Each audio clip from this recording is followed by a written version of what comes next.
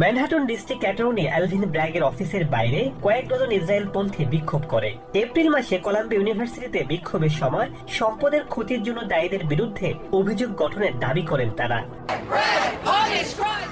Columbia ইউনিভার্সিটির বিক্ষোভ থেকে আটক হওয়া শিক্ষার্থীদের বিরুদ্ধে আইন যথাযথ প্রয়োগ করা হয়নি বলে অভিযোগ তুলেছে এনজিও হেট্রেড নামের একটি সংগঠন। তবে 30 এপ্রিল হ্যামিল্টন হলের কাচের দরজা জানালা ভেঙে ভেতরে প্রবেশ করা অধিকাংশ বিক্ষোভকারী কলাম্বিয়া ইউনিভার্সিটির সাথে যুক্ত নন বলে দাবি করেন মেয়র এরিক অ্যাডামস।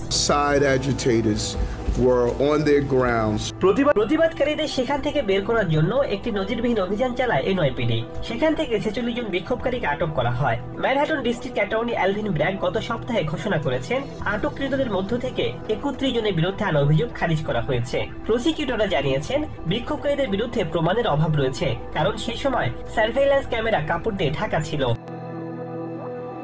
31 জনের অভিযোগ খারিজ করে দেওয়ার প্রতিবাদে বিক্ষোভ সমাবেশ করে ইহুদিপন্থী সংগঠনটি।